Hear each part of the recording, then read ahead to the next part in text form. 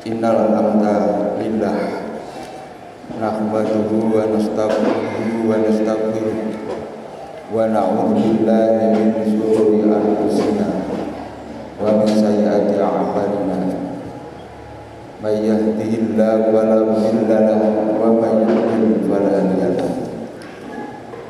Asyhadu an la ilaha illallah wa asyhadu anna Muhammadar Rasulullah.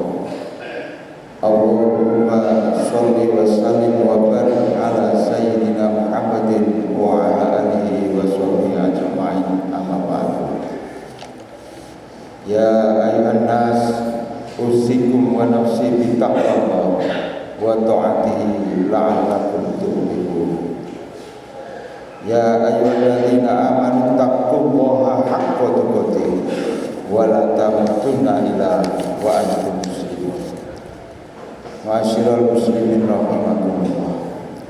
Sebagai pembuka, khatib berwasiat kepada diri sendiri dan mengajak pada para jamaah agar selalu meningkatkan takwa kepada Allah Subhanahu wa taala dengan sesungguh-sungguhnya.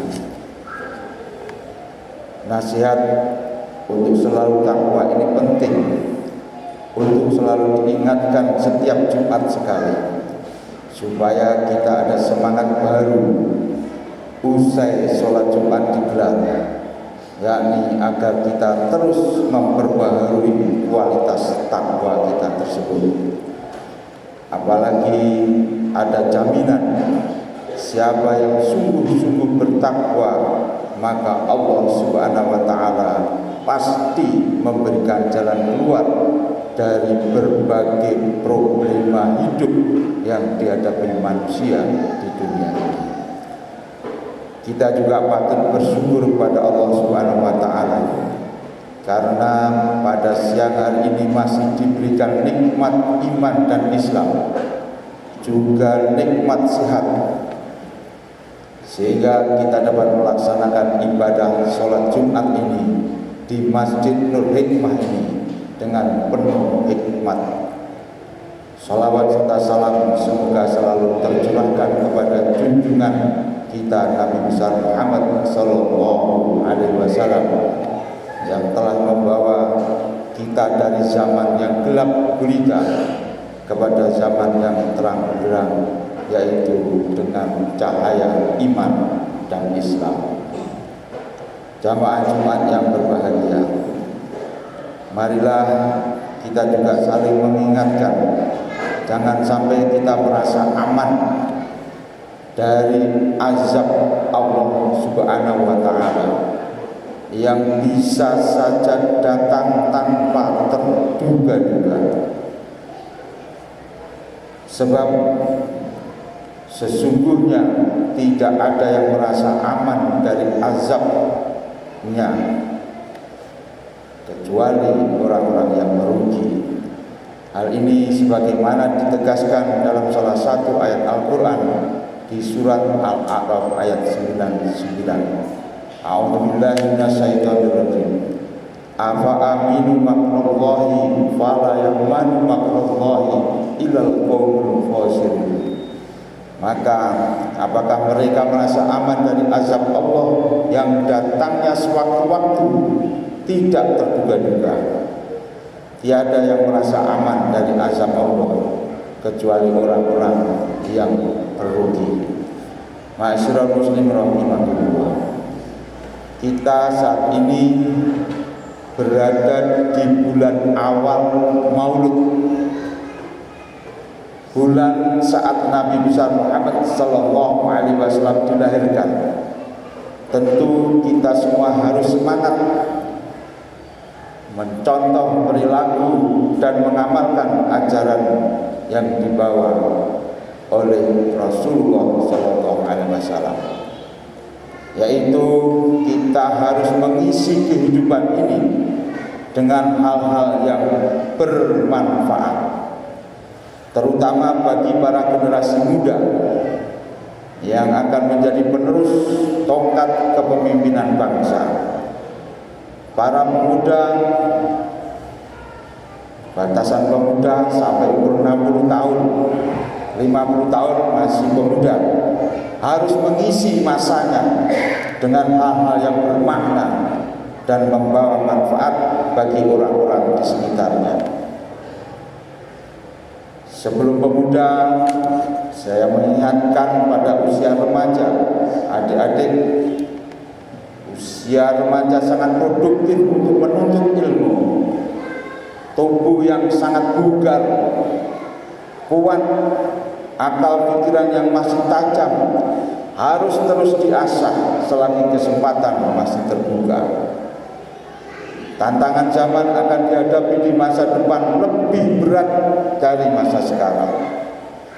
Generasi muda sekarang harus bersiap menjadi generasi yang tangguh menghadapi perubahan zaman yang siap untuk menghantam. Akhir-akhir ini ada ramalan bahwa dunia semakin memanas. Tahun 2050 diramalkan suhu di muka bumi mencapai 50 derajat. Hari ini kalau kita ke Semarang, suhu sudah mencapai 40 derajat. Di pantai-pantai suhu sangat panas. Apalagi kemarau sekarang juga semakin panjang waktunya. Generasi muda muslim zaman sekarang harus menjadi pemimpin berkualitas di masa depan.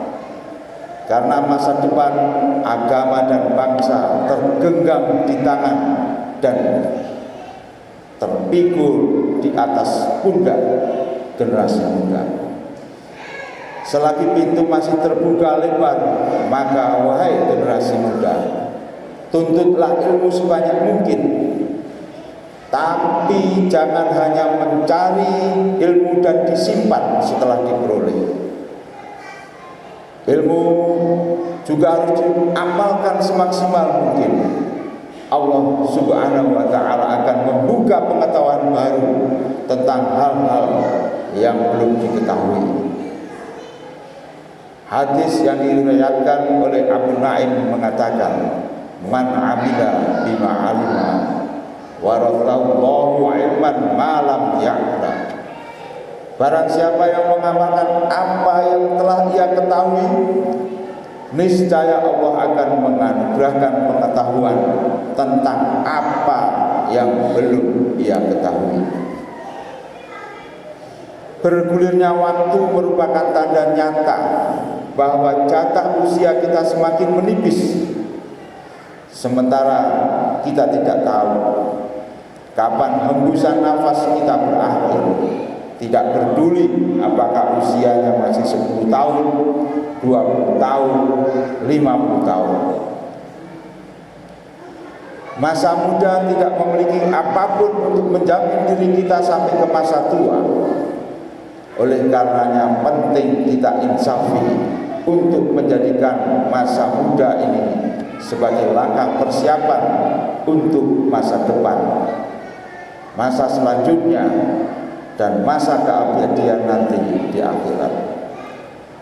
Masa muda dengan keadaan yang bugar, kuat, semangat tinggi itu hendaknya diarahkan pada hal yang mengandung manfaat, baik manfaat kepada dirinya maupun kepada orang lain. Bahkan harus digunakan untuk manfaat pada alam sekitarnya, jangan digunakan untuk merusak lingkungan dan alam sekitarnya. Baginda Nabi Muhammad SAW bersabda, "Min husni islamil mar'i tarkuhu ma la ya'ni." Di antara tanda kebaikan keislaman seseorang jika ia meninggalkan hal-hal yang tidak bermanfaat. Jika kita benar-benar memegang hadis ini, maka niscaya hidup akan terasa memiliki arti, dan insya Allah kita nanti termasuk golongan orang yang tidak menyesal di kemudian hari atau di akhirat nanti, karena hidup kita di dunia ini meninggalkan hal-hal yang bermanfaat untuk orang di sekitarnya. Sebagian dari kita ada yang sudah melalui masa mudanya, ada yang usianya sudah 70 tahun di antara jamaah. Ada pula yang tengah menjalani masa mudanya di bawah 50 tahun misalnya. Namun yang perlu ditekankan dari semuanya itu adalah bukan tentang berapa umur kita, melainkan bagaimana kita mengisinya. Jangan sampai kita membiarkan usia kita, kemudian orang-orang di sekitar kita terlewat begitu saja tanpa mengukir hal-hal yang bermanfaat. Rasulullah SAW bersabda, khairukum man yurja, khairuhu wa man syarru. Yang artinya sebaik-baik kalian adalah orang yang paling bisa diharapkan kebaikannya dan paling sedikit keburukannya, sehingga orang lain di sekitar itu merasa aman dari gangguan. Di antara yang bisa dijadikan pedoman dari hadis ini adalah bagaimana orang yang hidup ini, terutama yang masih muda itu dengan kekuatannya, bisa membawa ketentraman, ketenangan pada lingkungan sekitarnya. Nabi Muhammad SAW bersabda, khairun nas anfu'uhum linnas. Sebaik-baik manusia adalah yang paling bermanfaat bagi manusia lainnya.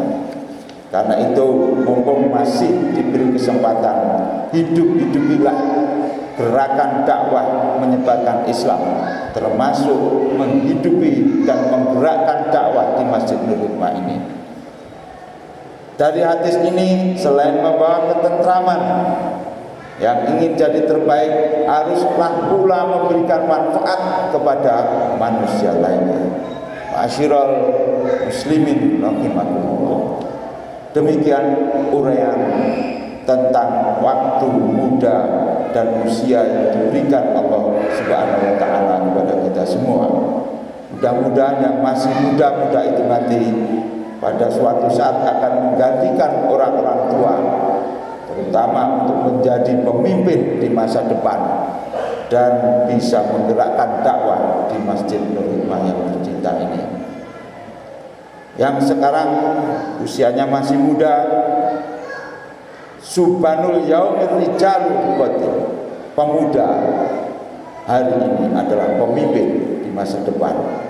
Semoga saja kita bisa senantiasa memberikan kemanfaatan, ketentraman kepada lingkungan kita saat ini. Barakallahu li wa lakum fil Qur'anil azim wa nafa'ani wa iyyakum bima fihi min ayati wa dzikril hakim. A'udzu billahi minasyaitonir rajim.